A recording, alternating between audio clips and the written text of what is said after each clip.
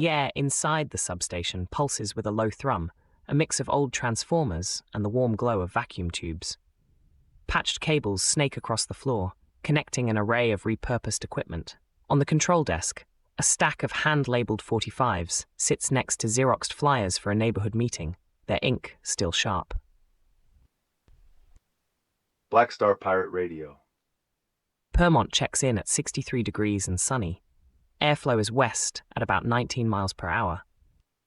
Digging into the global game, UEFA recently accused FIFA of selling football over a proposed $25 billion World Cup investment plan involving external investors.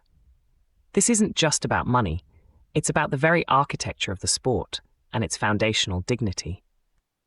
Concrete facts reveal FIFA's proposal involves selling commercial rights to a new entity, potentially backed by Saudi Arabian sovereign wealth funds, for a reported $25 billion over 12 years. This isn't a simple transaction. It's a structural shift, moving control from member associations to private equity. Who is affected? National federations, especially smaller ones in Africa, Asia, and South America, could find their revenues tied to fluctuating corporate interests rather than direct, merit-based allocations. We're talking about potentially hundreds of millions diverted from grassroots development, youth academies, and women's football programs, jeopardizing the next generation of players. Player welfare is also at stake, with increased demands for tournaments and travel without proportional compensation or rest, exposing them to exploitation. Billions of fans face a less authentic, more corporatized experience, where the game's soul is traded for profit. It's a classic play.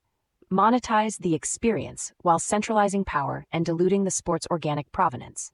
An alternative, establish a global football trust, jointly administered by independent player associations like FIFPro, regional confederations, and democratically elected fan groups. This trust would manage commercial rights transparently, with profits directly reinvested into community programs, athlete welfare, and infrastructure development, particularly in vulnerable regions. This builds consent and dignity into the sport's financial architecture, using humor and clear analysis to cut through the confusion of corporate jargon. It's about integrating logic and emotion, the financial realities balanced with the passion and cultural significance of the game. We've got a line open. Let's hear what's on your mind. Patching in a caller, the skeptic. You're on the signal. TogeeVision. That sounds like FIFA wants a quick buck. Who actually pays the cost if these rights are sold off, beyond just fans and federations? Are we talking about specific national leagues collapsing, or just fewer shiny new stadiums? Copy that, bringing it back to the main thread. The cost hits the provenance of the game directly, caller.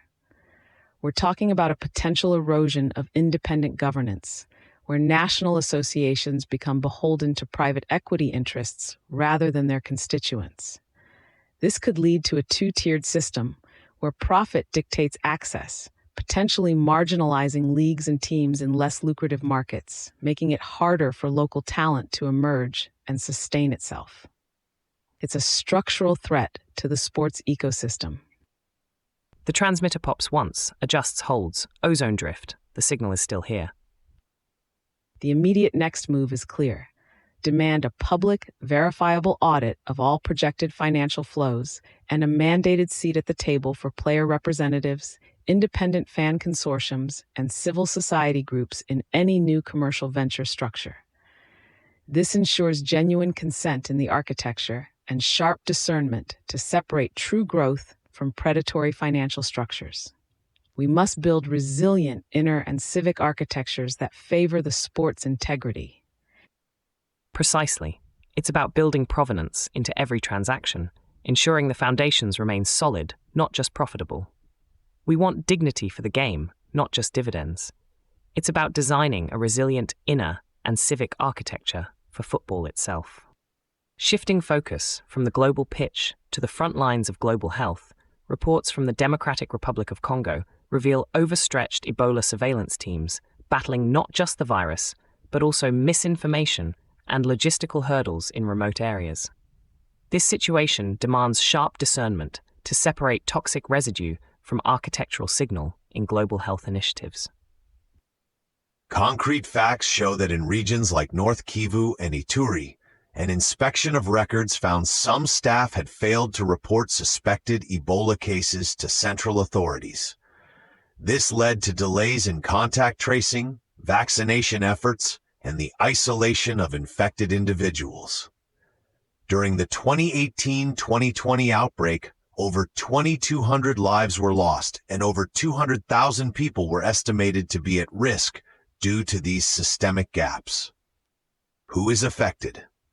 Beyond the direct victims of the virus, local communities face a profound erosion of trust in health systems, fear of stigmatization, and economic instability as movement is restricted and livelihoods are disrupted.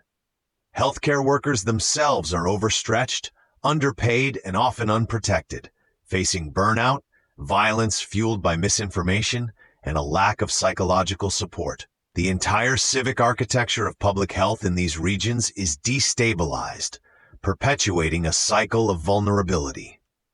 This mirrors a colonial legacy of underfunded, top-down public health infrastructure that often prioritizes external control over local empowerment.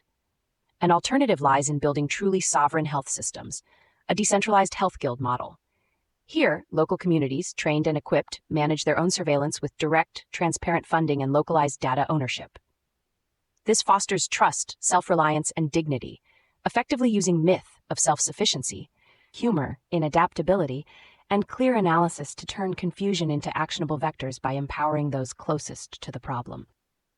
This approach integrates logic and emotion, recognizing that effective health interventions require both scientific rigor and deep community trust. It's about asserting unwavering autonomy in health governance. We've got the signal open. Patching in a caller. Go ahead. So these teams are struggling. What's the real cost of that struggle? Is it just more infections? Or are we seeing a breakdown of trust in healthcare systems that will ripple out for years? The ripple effect is profound, caller. It's not just more infections in the short term, but a deep erosion of civic trust that makes future public health initiatives, from routine vaccinations to other epidemic responses, exponentially harder. This creates a cycle of suspicion and vulnerability, a breakdown of social fabric that lasts far longer than any single outbreak. The immediate next step is to reallocate emergency relief funds directly to local community health structures, bypassing large, often slow-moving NGOs, and empowering them with sovereign data platforms for real-time, transparent reporting, ensuring provenance of information, and building an architecture of dignity from the ground up. We need to practice sharp discernment about where aid truly lands and its impact. From the micro scale of health teams to the macro grid, let's explore energy. Building resilient inner and civic architectures means ensuring health is a structural right, not a contingent aid package. Shifting gears to the energy demands of our digital future, Queensland and the Northern Territory are rejecting Labour's push to mandate renewable energy for power-hungry AI data centres. This is a crucial moment for asserting unwavering autonomy in energy policy, but also for integrating logic and emotion in our infrastructure choices. Who is affected? Average Australian citizens face potentially skyrocketing electricity bills as demand strains the grid, leading to higher wholesale prices. Local communities near existing fossil fuel power plants continue to suffer from air pollution and health impacts, while the nation as a whole risks falling behind in the global green technology race, impacting future economic competitiveness and energy security. This is not just a carbon footprint issue, it's a structural cost to our future. It's the digital equivalent of digging for gold without considering the ecological and social cost. An alternative? Implement a digital commons energy standard. Under this, new data center permits are contingent on a direct, verifiable power purchase agreement from new renewable energy projects within the same grid region. This fosters localized, consent-based energy infrastructure, ensuring that the growth of AI directly funds and builds a sustainable energy future. Rather than burdening existing systems, it's about building provenance into our digital consumption and ensuring dignity for the land and its people. This is about practicing sharp discernment, distinguishing between short-term economic gains and the long-term architectural integrity of our energy grid. We've got another voice on the signal.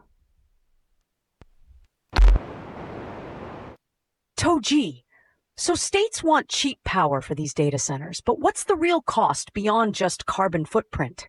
Are we talking about higher electricity bills for average citizens, or a direct impact on energy security? The cost hits energy security and public trust directly, caller. By allowing energy-intensive industries to piggyback on existing, often carbon-heavy infrastructure, we create a two-tiered energy system.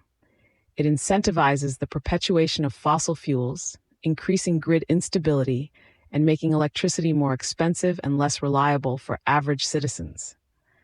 This also undermines the public's consent for large-scale energy projects if their direct benefit isn't clear. The immediate next move is to establish a national AI energy provenance registry, requiring all new data centers to report real-time energy consumption and source with public audits. This isn't just about transparency. It directly builds resilient civic architecture by giving citizens and communities the power to demand verifiable renewable sourcing and holding corporations accountable. It establishes dignity in energy consumption, turning confusion into actionable vectors for energy justice. From pixels to policy, the architecture of our future is being drawn right now. This registry provides a clear vector to turn confusion about energy sources into actionable civic power. Rules bent wisely. Black Star Pirate Radio. Continue the signal at TogeeVision.com. Tune in, Sparks and Stories, Gig Passport.